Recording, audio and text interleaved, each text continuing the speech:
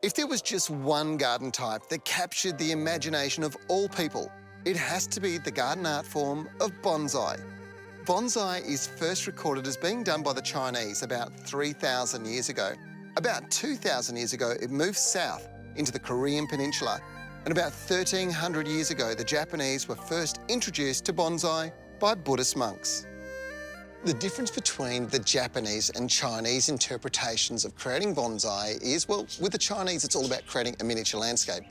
With the Japanese version, it's about creating the perfect miniature tree. And in Japanese, bonsai means, quite literally, gardening in a tray. Now, to give you a better idea of what it's all about, I'm taking you to one of my local experts' houses here in WA, a member of the West Australian Bonsai Societies, to show you just how beautiful these trees can be.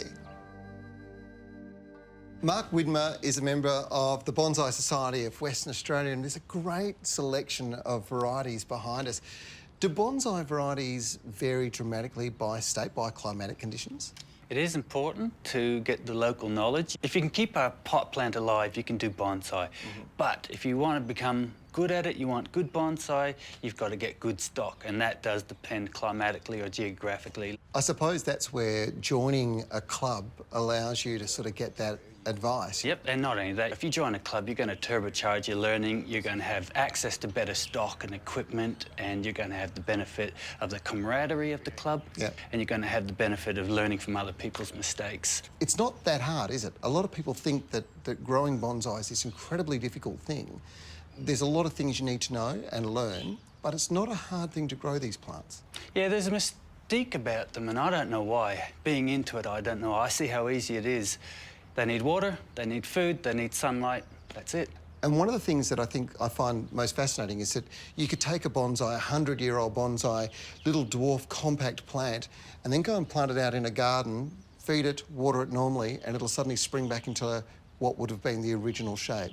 So it's been contained very much by the container, isn't it?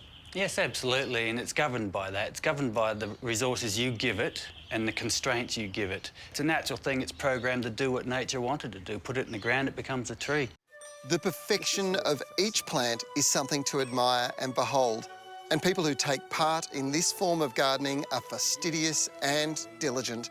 These plants are constantly looked after and their shape carefully manipulated and developed to create the perfection of nature in the gardener's mind.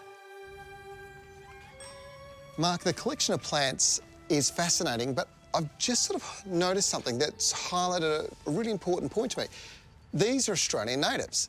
Yeah, I think the strict sort of Japanese rules on bonsai have been relaxed a bit, especially with innovative clubs, and they're starting to use the clistamins and the calitras, the kunzias, the banksias, the Australian native plants with great results. Yeah, because they just look amazing. And this is a really good example of, I suppose, that whole thing of just dwarfing the plant down, containing it to size and getting it into the perfect shape. They really are truly beautiful.